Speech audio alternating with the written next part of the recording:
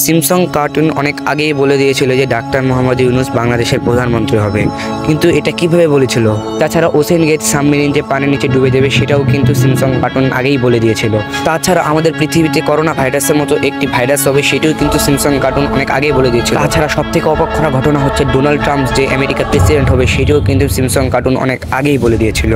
তো কিভাবে সম্ভব এগুলো? তো চলুন দেখে আসি সিমসং কার্টুন ভবিষ্যৎবাণী কিভাবে করে। সিমসং কার্টুন কিন্তু অনেক আগেই বলে দিয়েছিল যে ডাক্তার মোহাম্মদ ইউনূস আমাদের বাংলাদেশের প্রধান উপদেষ্টা হবে, এবং কি এই ভিডিওটি বর্তমান সোশ্যাল মিডিয়ায় ভাইরাল হয়েছে।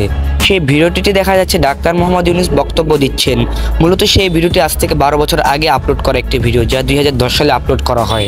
সেই ভিডিওটিতে প্রধান ক্যারেক্টার ছিল, তিনি দেখা যাচ্ছিল যে মূলত একটি ভিডিও অন করছেন, যেখানে পুরো পৃথিবীকে সে পরিচয় করে দিচ্ছেন, আর তার মধ্যেই চলে আসে ডাক্তার মোহাম্মদ ইউনূস। এবং কি এটা দেখে সবাই বলছে ডাক্তার মোহাম্মদ ইউনূস বাংলাদেশের প্রধান উপদেষ্টা হবে, সেটি সিমসং কার্টুন অনেক আগেই বলে দিয়েছে। তবে কার্টুনে সরাসরি এমন কিছুই বলা হয়নি, ছোট একটি অংশ যেটি সিমসং কার্টুনে দেখানো হয়েছে সেটি আপনারা অনেকেই দেখেছেন, যেখানে ডাক্তার মোহাম্মদ ইউনূস এবং বাংলাদেশকে দেখানো হয়েছে। কিন্তু ডক্টর মোহাম্মদ ইউনূস যে বাংলাদেশের প্রধানমন্ত্রী হবেন এটি কিন্তু স্পষ্ট করে বলা হয়নি। আর ডাক্তার মোহাম্মদ ইউনূস 2006 সালে নোবেল পুরস্কার পান, কিন্তু সেটি পাওয়ার আগেও তিনি অনেক ফেমাস একজন ব্যক্তি ছিলেন, তাই জন্য তাকে সিমসং কার্টুনে দেখানো হয়েছিল।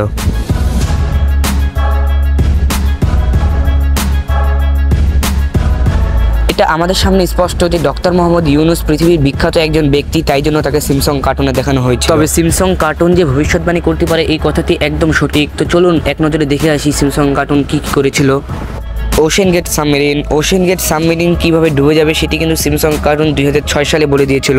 2006 সালে সিমসং কার্টুনের একটি এপিসোড রিলিজ হয়। সেই এপিসোডটিতে দেখা যাচ্ছিল সিমসং এবং তার বাবা সাবমেরিন নিয়ে একটি জাহাজের ধ্বংসবশত দেখতে যায়, কিন্তু সেই সময় তার বাবার সাবমেরিনটি পানির নিচে আটকে যায় এবং কি অক্সিজেন লেভেলে শেষ হয়ে যায়। আর আপনি যদি ভালো করে লক্ষ্য করেন তাহলে এই দুটি ঘটনাই সেম। আর এই কার্টুনে যেগুলো দেখানো হয় সেগুলো কিন্তু মিথ্যা নয়, বরং সেগুলো আসলেই সত্যি হয়।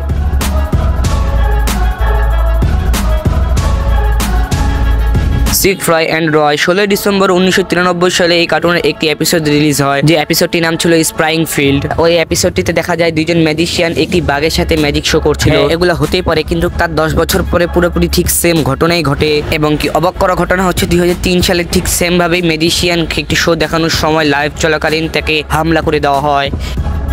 এবং কি দুইজন ম্যাজিশিয়ান যারা হবে জার্মানির এবং তাদের বাঘটি হবে সাদা, ঠিক তেমনইভাবে 2003 সালে তাদের বাঘটিও ছিল সাদা আর তারাও ছিল জার্মানির। ঠিক তেমনই আরও অনেক রহস্যময় ঘটনা রয়েছে, যা বলতে গেলে ভিডিওটি অনেক বড় হয়ে যাবে। আর এরকম আরও রহস্যময় ভিডিও পেতে আমাদের চ্যানেলটি সাবস্ক্রাইব করে পাশে থাকবেন। আসসালামু আলাইকুম।